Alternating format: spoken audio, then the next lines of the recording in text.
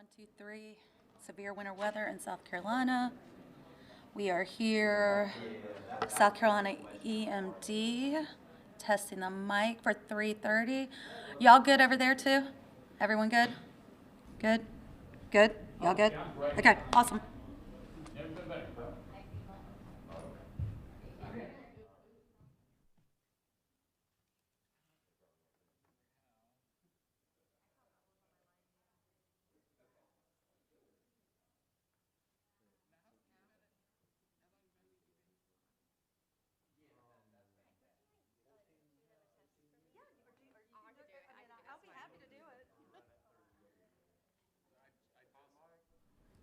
Mic check 1, 2, 3, 4, 5, 6. You hear me? Perfect. Okay, thanks.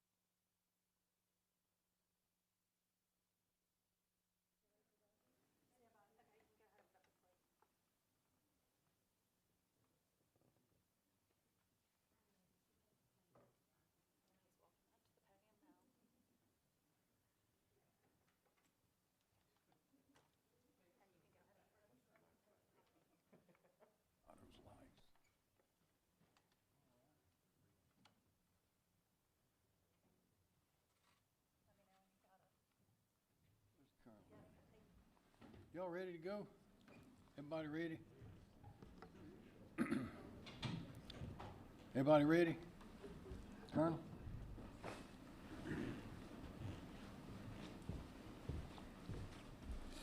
Good afternoon, Chaplain Denny with the South Carolina National Guard. There's a quote by Judith Jameson that says, "I believe in being prepared." I'm going to say that. Pray, prepare, proceed. So let's pray. Lord, as we prepare for what may be with this storm, help us to do just that. Help us to prepare our hearts, help us prepare our minds, and prepare our homes for the storm that's coming. And that way, when we're prepared, we can face whatever comes our way. And so we pray that right now. We're praying, preparing, and then proceeding and actively waiting for the storm. So watch over everyone in South Carolina, those that are on the roads caring for us, and help us to practice prudence and love one another. And I pray all these things in your mighty and precious name, Lord. Amen. Amen. Thank you, Chaplain. We all thank you for coming. Josie McDaniel Burkett, thank you for being here with us. We have a number of folks who will answer questions and present some information. I want to say this is going to be a pretty bad storm in the upper part of the state, notably from Anderson, Greenville, Spartanburg on over to Rock Hill, sort of in that area. The good news is it'll be coming on the weekend, and we have a holiday on Monday, MLK Day, so the schools will be closed, be a lot of offices closed then, so there should be less traffic on the road, and so that's good because there's going to be a lot of ice on those roads. And I don't need to remind everybody how dangerous ice can be because often you can't tell it's there, but once you start sliding, you're in deep trouble. So we'd say, everybody, we are prepared, as you will hear in a minute. The team has been through everything together over the years many times. We've had people working out for several days, getting set up and ready for the ice and all the wind. There'd be high winds. Sometimes the bucket cups will not be able to go up because of the winds. So that means some of us go be pretty much stranded at home. So have your flashlights ready. Have whatever you need ready. Stay home. For those who need to get on the roads, be very, very careful. But try to stay home. And there may be some places where we'll be out of power for 3 or 4 days. So it's going to be serious, but we could not be more prepared than we are right now. And to start, to give us the overview, John Cuarello of the National Weather Service will provide some weather details. John? Thank you, Governor. Good afternoon.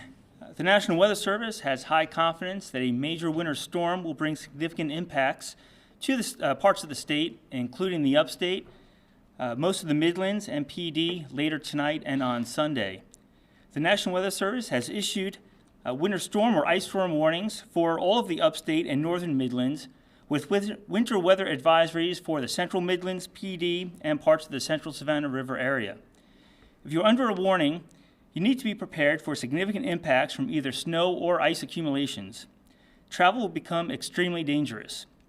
Numerous trees and power lines are likely to be downed where significant ice accumulations occur. Power outages are likely, some may last days. If you're under an advisory, you should still be prepared for hazardous travel conditions and for scattered power outages. The latest forecast indicates as much as 1 to 2 inches of snow along the I-85 corridor, with as much as 6 to 8 inches of snow possible in the South Carolina mountains. Freezing rain accumulations could be as high as 2 to 3/10 of an inch, with isolated amounts up to 1/2 inch, with the greatest ice accumulations across parts of the upstate and northern Midlands. The greatest impacts will generally begin late tonight, with freezing rain beginning to transition into rain from the south and east across the Midlands and PD late Sunday morning and Sunday afternoon. It should also be noted that strong winds with gusts of 25 to 35 miles an hour and even up over 40 miles an hour in some parts of the upstate will only compound the hazardous impacts of this storm. The threat for winter weather will come to an end across the state Sunday evening, but there is the potential for some black ice Monday morning where temperatures do fall below freezing. As in any winter weather event, small changes in temperature or other factors could result in changes in precipitation type and accumulations. As a result, we ask everyone to stay aware of the latest forecast for any potential changes. More information is available at weather.gov. Thank you. Thank you. Just to remind everybody, it only takes about 1/4 of an inch of ice on a power line to bring that power line down. And we know we're going to have a lot of power out during this period. Director Kim Stinson, Emergency Management Division. Thank you. Thank you, sir. SCEMD is working closely with county emergency managers, state partners, and the National Weather Service to respond to this event. Team South Carolina has had many experiences in the recent past preparing for, responding to, and recovering from disasters. And that's over the past several years, and this is our greatest strength as a team. The governor has activated the State Emergency Operations Plan, which allows us to coordinate the activities and the resources of over 50 state agencies and voluntary organizations.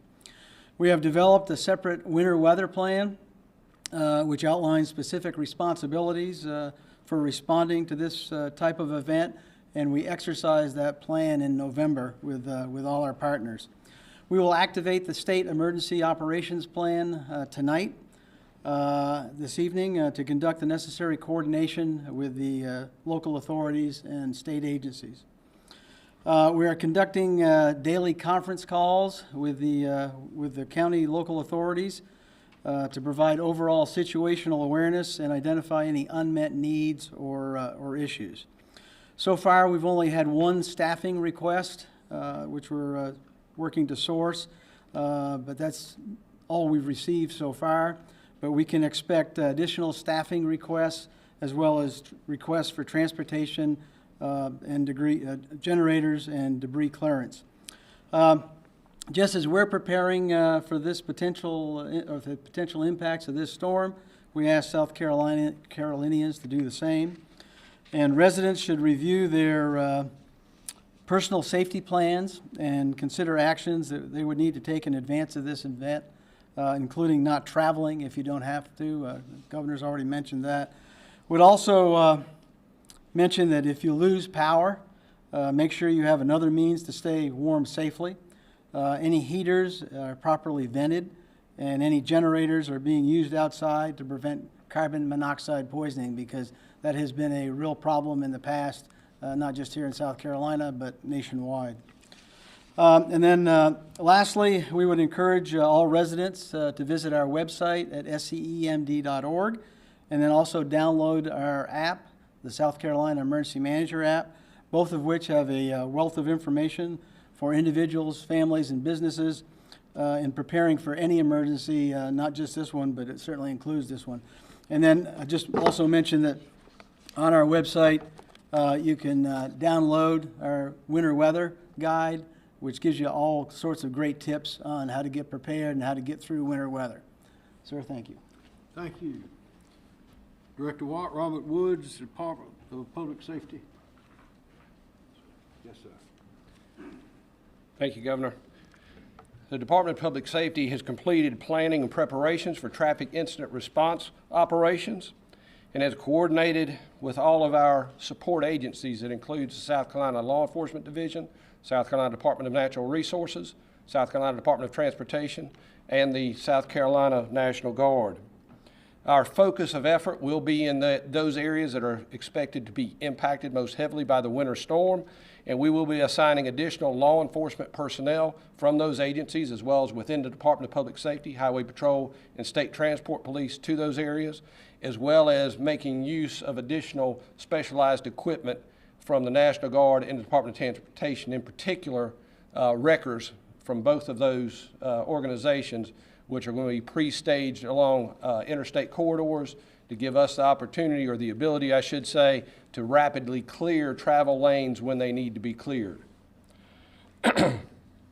We'll begin our operations in the morning at 5 o'clock That's just a target time. We're prepared to start at any time before then if conditions warrant, and we will run those operations through the duration of the event in our troops in the Midlands, upstate, and then the PD area. We'll also staff the Emergency Operations Center as well as our statewide command post in order to maintain sufficient command, control, and communications during the operation. Sir, that's all I have. Thank you very much. And as Director Wood said, we'll be wide open 24 hours a day in constant communication with each other to stay ahead of this. Secretary Christy Hall, Department of Transportation. Thank you, Governor. South Carolina DOT is, we've completed all of our advance work ahead of the storm. We actually began preparing in this past Wednesday. We have at least 2 good coats of brine material on our key roadways, which will help keep those roadways from freezing as the storm moves through the area. We've pre-positioned more than 2,600 forces into the projected impact area so that we can quickly respond and recover from this expected event. We have placed more than 1 million gallons of brine material across the state on those key roads, and we have close to 300,000 gallons of de-icing material on hand as well to help break up that ice once it arrives. We also have 60,000 tons of salt on hand and more than 1,100 pieces of equipment poised and ready to react to this event. So not only have we been preparing for days for this event, but we have also added some things to the toolbox that we traditionally have not done here in South Carolina. You heard Director Woods mention the wrecker service. That's something new that we added to our toolbox this year to supplement the SHEP responders that we typically have in the area. So we have 62 vehicles specifically assigned to clear incidents along our interstates and our key routes, which is incredibly important because once a vehicle breaks down on the road, whether it encounters a mechanical issue or a rough patch of ice, it's incredibly important that we help get that vehicle cleared and get those folks to safety. We also have pre-positioned contractors to help us on a recovery effort. That's something new that we added to the toolbox this year as well, trying to get ahead of the storm, actually well ahead of the storm, so that once it passes that we're able to quickly get the roads reopened once we have these trees start falling on the highways. As you heard from some of the other speakers, we are expecting a significant number of trees and power lines to fall across the roads. Once this storm starts to move in, driving conditions will become very hazardous. And we are recommending that you extremely limit your travel and avoid travel if at all possible due to these hazardous driving conditions. Not only is the ice and the other winter weather of concern as well as the black ice, but it's the trees and the power lines that we are expecting to come down to create these road closures that is a special concern to us going forward. We will do everything that we can to keep these roads reopened and keep everything safe, but we ask for your help. Motoring public, please stay home and avoid travel if at all possible. Governor? Thank you. Thank you, ma'am. Van McCarty, National Guard. Thank you, Governor. The soldiers and airmen of the South Carolina National Guard, along with all the support elements of the military department, have been working since earlier this week to prepare ourselves for this winter storm. We've been working closely with the Department of Public Safety and the Department of Transportation to identify the resources of the Guard that may be necessary. We have 14 vehicle recovery teams that have been brought on orders now to support what Secretary Hall mentioned, commercial heavy wrecker teams. We will be assisting those in the Department of Public Safety at critical points along the interstates of the upstate. If the conditions are more severe and are of longer length than we're anticipating, the Guard has additional resources that can be brought in to support recovery operations, debris cleaning, and other functions. Thank you. All right. Thank you. Nanette Edwards, Office of Regulatory Staff.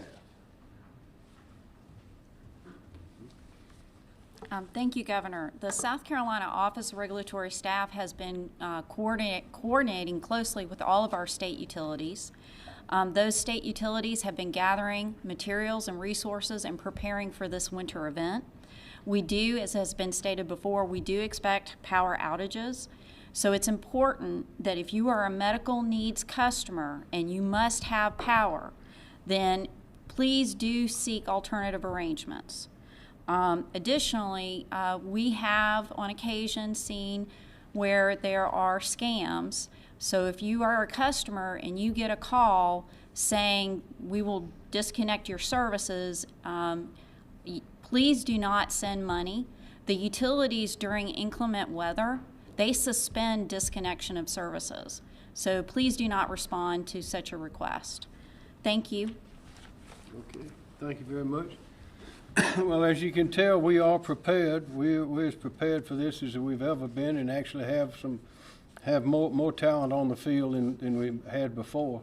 So we're ready, but I would emphasize or re-emphasize, we know the power's gonna go out in some places.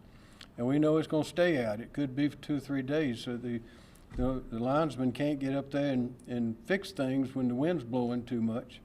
And many of the roads could be down, could be closed. So if you're right in the area where the storm's going to hit the worst, you might be home for several days without power. So we need to prepare for the time to prepare for that. Is not then, but now.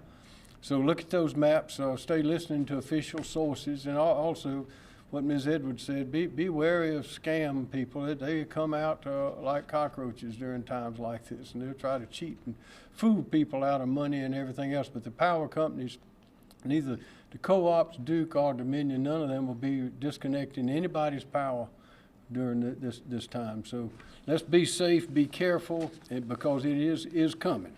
Are there any questions? I just have one question. I understand you said that a lot of the upper part of the state, and there are different parts that will be hit harder than down here in the Midlands. Right. What should people be concerned about down here if they're more or less saying, well, it's going to hit upstate? Like, shouldn't they be concerned as well, just in case? Because obviously, you know, the weather does what it does. Well, we hope for the best and prepare for the worst. It does not seem we're going to have all those outages in the Midlands, but that could change. You know how the weather is. You can't predict it. But the maps and the information that's available predict where it's going to hit the hardest. That doesn't mean that there won't be some serious disruptions in other places. So I would say all the way from the Midlands all the way up, you got to be careful and be ready. John, would you like to add to that some specificity? Yes, sir. So yeah, even though we expect the greatest impacts to be in the northern Midlands and the upstate, even here in the central Midlands and the Columbia area, certainly we'll have some impacts. We'll have some freezing rain. We expect to see that late tonight and into the morning. You know, the freezing rain might only last a few hours, but that might be just enough to put a glaze on the roadways, to cause some branches to come down, to result in some power outages. So certainly good for anyone that I mentioned in either an advisory or a warning to take it seriously. You know, it's a weekend, plan to spend time indoors, prepare today for, you know, the potential of losing power. And really just stay home until the event clears. I mean, we're fortunate that by tomorrow afternoon, a lot of areas will start seeing warmer weather come back in. Any ice should start melting in parts of the PD and Midlands. Conditions will stay bad, though, we think, up toward the upstate and the northern Midlands through much of the afternoon. So if we get through the morning tomorrow, we think conditions will start to improve in the afternoon. But, you know, really everyone should be prepared for this. And stay tuned to official sources, because a lot of times it's more dangerous out there than it might look. Any more questions? When do we expect the weather to warm up? Well, we'll get down many areas, obviously below freezing at some point late tonight. And then tomorrow, a warm front actually starts to lift up. So we'll start seeing those temperatures start warming from coastal areas and southern areas first, and then that warmer air spreading north and west across parts of the state tomorrow. So in the afternoon, we will see temperatures warming. You know, here in parts of the Midlands into the 40s and other parts of the state warmer than that as you get closer to the coast. So we'll warm up tomorrow. We'll get down to freezing again in many areas, especially north and west of I-20 Sunday night. And then we'll see some sunshine on Monday, but it's going to be a cool day. So really the biggest concern for us is tomorrow through the morning and into the afternoon hours in many areas. And I do also want to point out that winter weather forecasting is very difficult. It's just, all you have to do is change the temperature 1 or 2 degrees to really result in different impacts. You know, freezing rain to rain, snow to freezing rain.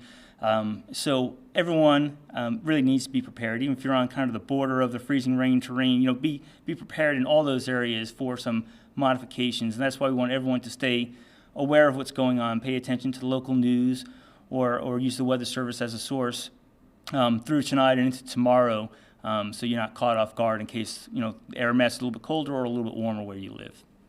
But remember, if things unfold as we expect, there'll be a lot of power lines going down, and despite an enormous army of people that are going to be out there to put them back up, they may be down for 2 or 3 days, or maybe longer, so people will be without electricity.